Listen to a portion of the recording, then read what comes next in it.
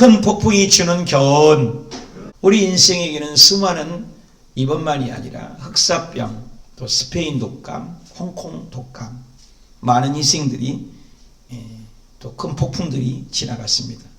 또 사스라는 메리스라는 아볼로라는 그런 광풍, 태풍이 몰려갔고, 또 1차 대전, 2차 대전이 큰 폭풍이 있었습니다. 이 나라에도 또 8.15 있기 전에 일제 한일 합방의 수치와 어려움들이 끊임없이 6.25 전쟁과 함께 폭풍우가 다가왔습니다. 그런 모든 것들 가운데 우리 개인의 폭풍도 있습니다. 암사건, 또 질병, 또 부부간의 갈등, 자녀들의 이혼 문제, 수많은 폭풍들이 우리 인생에 다가옵니다. 이번에 코로나도 짐승들에게 있는 균이 160만 가지라고 그래요. 바이러스 균들이. 하나님의 창조의 질서에 따라 살면은 이상이 없어요. 근데 거기가 아볼로나 사스나 메리스나 이것은 고양이나 낙타나 짐승과의 사람의 균들이 결합해서 변이가 됐다고 의학적으로 밝혀지지 않았습니까? 우리가 예측하건대요. 코로나19, 코로나20, 코로나30 이런 것들 얼마든지 올 수 있다는 걸 이번에 우리는 깨우침을 받고 있습니다. 오늘 성경에도 우리가 전문 시간에 배웠지만 요나라는 사람이 BC, 비포크라티스 기원전에 790년경의 이 사람입니다. 굉장히 오래된 얘기죠. 근데 하나님의 말씀이 임해서 오른쪽 아수르 원수 같은, 우리 같은 일본 같은 나라, 그런 나라에 가서 그 악한 것을 내가 볼 수 없으니 좀 복음을 전해다오. 그런데 왼쪽, 동이 아닌 서쪽으로 반대 방향 3200km나 떨어진 다시스고 하는 배를 타고 가다가 큰 폭풍이 만났습니다. 그 폭풍이 만나서 사람들이 살아보려고 생명보다 소중한 게 뭡니까? 없잖아요. 그래서 그 상인들이 그 물건들을 바다에 던지면서 자기 신들을 각각 부르면서 고함치고 기도했지만 아무 응답이 없었습니다. 결국 제비뽑기를 해서 누가 큰 죄를 범했나. 기가 막히게 하나님이 요나를 찾아갔습니다. 그래서 제비뽑기가 요나에 잡히고 요나가 결국 물속에 빠져 던짐으로 태풍이 잔잔해졌습니다. 오늘 전문 시간까지 배운 것이 바로 우리가 요나가 제비 뽑는 사건까지 배웠습니다. 요나서 1장 4절에도 여호와께서 큰 바람을 바다 위에 내리시며 바다 가운데 큰 폭풍이 일어나 배가 거의 깨진지라. 지금 전 세계가 거의 깨진 것 같고 요나도 거의 깨진 것 같은 그 이유는 뭐예요? 큰 바람, 큰 태풍이라고 했습니다. 코로나가 엄청난 태풍이죠. 거의 깨진 것 같은 삶. 그런데 왜 이 큰 바람이 오고 어떻게 해서 큰 폭풍이 불었냐를 오늘 1장 4절인데 그 전구절을 보면 나와 있어요. 왜 요나에게 큰 바람이 없고 큰 폭풍이 왔는가? 그 답은 1장 3절에 답을 합니다. 우리 읽어봅시다. 시작. 그러나 요나가 여호와의 얼굴을 피하려고 일어나 다시스로 도망하려 하여 욥바로 내려갔더니 마침 다시스 가는 배를 만나자 여호와의 얼굴을 피하여 그들과 함께 다시스로 가려고 백사슬 주고 올라갔더라고. 전번에 우리가 나눴던 말씀처럼 태풍이 오는 이유, 하나님의 얼굴을 피하고 여호와의 얼굴을 피하려 가는 것은 태풍이 오고 어둠이 온다는 것입니다. 최초의 아담과 하와도 에덴 동산에서 하나님하고 얼굴을 맞댈 때는 청정지역이었습니다. 그러나 하나님의 얼굴을 낯을 피하여 죄를 먹고 선악을 알게 나무를 먹음으로 육신의 정욕, 안목의 정욕, 이 세상의 자랑에 취해서 하나님의 얼굴을 피한 아담에게는 저주가 오었습니다. 죄의 결과는 질병이었습니다.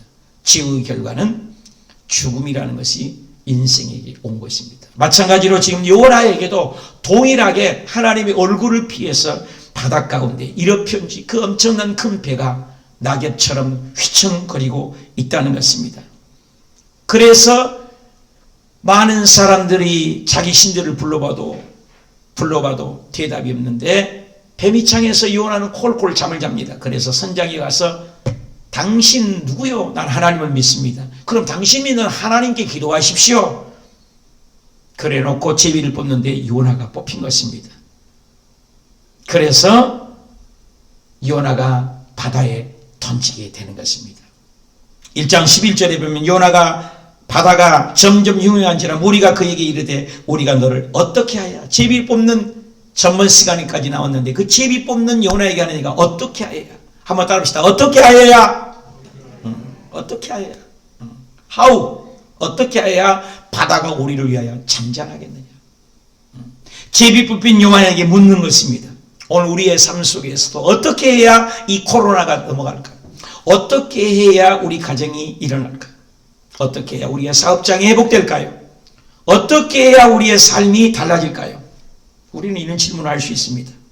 지금 바다 한가운데 큰 폭풍이 난난 요나에게도 어떻게 해야 되겠느냐 하면서 오늘 우리 말씀에 큰 폭풍이 어떻게 잠잠했습니까? 오늘 본문을 쫓아가면서 폭풍이 주는 이런 상실감이 있고 절망과 낙담 속에서 어떻게 해결했는지 폭풍 속에서 해결하는 모습을 보겠습니다. 첫째, 폭풍이 통해서 어떻게 합니까? 첫째, 요나가 하는 일, 회개하는 요나. 폭풍 속에서 가장 먼저 해야 할 일은 회개라고 얘기합니다. 폭풍 속에서 제비 뽑혀서 요나에게 묻습니다. 어떻게 해야 태풍이 잠잠하겠느냐? 요나에게 물을 때 요나는 거침없이 대답을 합니다. 여기에서 보니까 내 탓이라고 했어요. 요나는 참 멋있잖아요. 내 탓이요. 이와 같이 인생의 삶의 여정 속에 끊임없는 남의 탓을 합니다. 여러분은 어떻습니까? 인생의 삶 속에 경제가 뒤퉁거리고 가정의 부부간의 싸움을 할 때, 자식들과 의견이 충돌할 때, 구역 온 식구들과 내 마음이 안 들 때 어떻게 하십니까? 예수님이 말씀하십니다. 내 눈 속에 있는 들보를 보라. 네 눈 속에 있는 먼저 들보를 먼저 빼고 남의 눈을 틀을 빼라겠는데 내 눈에 있는 들보 보기보다는 남의 눈에 티를 많이 반겨난다. 우리나라 속담에도 못 묻은 개가 못 묻은 개 나무란 말이 있습니다. 어떤 누구에게도 주님은 면죄부를 주지 않습니다. 누구에게 내 죄라고 하는 사람, 궁극적인 책임을 요나는 자기에게 내었습니다. 내 죄를 본다는 거예요. 내 죄. 요나가 훌륭한 이유가 바로 내 때문입니다. 나를 들어서 요나가 대답하되 나를 들어서 이 큰 폭풍이 나 때문이니 내가 노라. 멋있지 않습니까? 요나가 벌써 회개하면서 결국 그 역사가 이제 바다가 잔잔해지고 큰 폭풍이 잔잔해진다는 것입니다. 지금 전 세계 코로나 유행으로 누구 탓하기 전에 우리부터 얘기해요. 요즘 내가 한국에 좋은 긍정적으로 봅니다. 왜냐하면 많은 교회들이 회개하고 많은 목사님들이 회개하고 많은 성도님들이 회개를 많이 해요. 우리가 평상시에 교회에 와서 예배드릴 수 있는 것이 우리는 축복인 줄 몰랐어요. 일반적인 삶 속에 마음대로 영화관을 가고 마음대로 지하철을 타고 마음대로 교회를 출입을 하고 마음대로 찻집에 앉아서 서로가 가까운 사람끼리 가까운 데서 얘기한다는 그게 축복인 줄 몰랐단 말이에요. 역대사의 하에 보면은 회개가 급선무라는 거예요. 회개하라 뭐 한다고요? 천국이 가까우니라. 이 시간에 정말로 옳고 그름을 따지하지 말고 우리 자신을 먼저 회개하는 저와 여러분이 되시길 축복합니다. 두 번째, 우리가 폭풍 속에서 주는 교훈, 모델이 되는 요나. 요나는 사실 모델이었습니다. 왜 모델이었습니까? 요나는 자기의 이야기라고 했고 그들 앞에서 천지 우주 만물을 창조하신 하나님을 높였습니다. 그 선원과 선장들은 절대 하나님을 믿는 분들이 아니었습니다. 1장 16절에 보면 그 사람들이 여호와를 크게 두려워했고 여호와께 제물을 드리고 서원했어요. 여러분 달라졌습니다. 그 사람들이 누굽니까? 하나님 모르는 선원들입니다. 선장들입니다. 근데 하나님을 두려워하게 됐어요. 하나님께 제물을 드렸어요. 하나님을 믿게 됐다는 것입니다. 어떻게 해서 그들이 하나님을, 선장과 선원들은 모두 다 어떤 사람이었습니까? 어떤 고백했던 사람입니까? 1장 5절에 보면 알 수 있습니다. 사공들이 두려워하여 각각 누구를 불렀어요? 누구를 불렀어요? 자기의 신들을 부르고 있어요. 자기의 신들을 불렀어요. 배를 가볍게 하라고 자기의 물건들을 부르면서 자기의 신을 불렀단 말입니다. 하나님을 부르는 사람이 아니라 우상 숭배 안 했던 사람들입니다. 근데 요나가 내 책임이요. 바다과 하늘을 창조하신 나는 하나님을 믿는 사람이요. 나는 하나님의 선지자요. 그렇게 믿음을 고백했을 때 그들은 사공들이 하나님을 두려워했어요. 심지어 선장은 뭐라고 요나에게 했습니까? 1장 6절에는 선장이 요나에게 가서 이르되 자는 자여 어찌미냐 일어나서 네 하나님께 구하라. 누구 하나님이요? 당신의 하나님께 기도하라. 하나님을 믿지 않는 사람이었습니다. 몸부림치고 골든타임을 놓쳐버리며 눈물 흘리고 그들은 깨닫지 못하는 고백 속에서 요나를 통해서 하나님을 알게 되었습니다. 하나님을 깨닫게 되었습니다. 나는 하나님을 경외한 자라고 요나가 고백을 했습니다. 그리고 그 풍랑이 일어난 것은 바로 나 때문이라고 책임을 자기에게 돌렸습니다. 자기가 책임을 지는 사람, 모델이 되는 사람, 그 사람 앞에 앞장서는 사람. 우리 예수 믿는 사람이 이런 영향력을 미치는 것, 요나처럼 그 사람들에게 영향력을 미친 것처럼 모델이 되는 것처럼 그런 일이 있었으면 좋겠어요. 우리 교회가 모범이 돼야 되겠다. 교회가 모범이 돼야 되겠다. 내가 모범이 돼야 되겠다. 요나처럼 앞장서는 모습 아름답다 이 말이야. 나는 책임을 회피하고 있지 않는가. 요나는 당당하게 나 때문이요. 내가 책임지겠습니다. 모델이 되었다는 것이에요. 요나가 한 사람 때문에 산 것처럼 예수 그리스도의 한 분 때문에 온 인류가 산 것처럼 요나 한 사람 때문에 요나도 살고 선장도 살고 선주들도 살고 다 살게 된 거 우리 알잖아요. 이 어려운 때, 이 막막한 답이 없을 때, 전 세계 대유행이라고 하는 이때에 내가 죄인이라고 남의 탓하지 않고 엎드린 자가 누구냐 이 말이에요. 우리 주 예수 그리스도 십자가의 죽으심으로 온 인류를 사는 것처럼 나 한 사람의 모델이 되어서 요나처럼 내 주변 사람으로 나로 인하여 참 살만나게 하십니까? 나를 보니 하나님이 살아계신다. 나를 보니 예수님으로 착각하고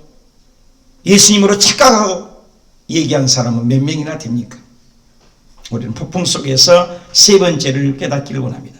예비하신 주님, 요나가 모델이 되고 요나가 희생을 하고 요나가 회개할 때에 하나님께서는 이미 예비하셨다고 얘기합니다. 그 눈물을 흘리며 요나를 이미 물고기에 던집니다. 그리고 던지지 않으려고 무진애를 썼어요. 요나를 살려려고 그들이 애를 많이 썼어요. 결국 요나를 던지게 됩니다. 물속에 빠지는 순간, 결단하여 요나를 바다에 던지는 순간 하나님은 일을 하기 시작하셨습니다. 여러분, 많은 사람들이 얘기합니다. 어떻게 이것이 가능할까? 여러분, 실화입니다.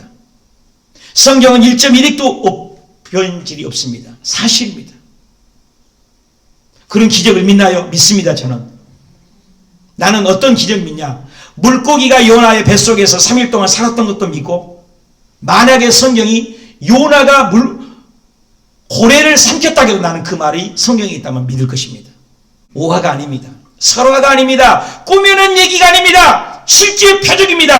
여러분, 예수 그리스도의 부활을 요나의 표적만이 진짜 나의 진정한 표적이요, 예수 요나의 표적만이 내가 하나님의 사인이라고 얘기하는 것입니다. 내가 부활한다. 나는 부활이요 생명이 나를 믿으면 죽어도 살겠고 살아서 나를 믿는 영원히 죽지 않는다.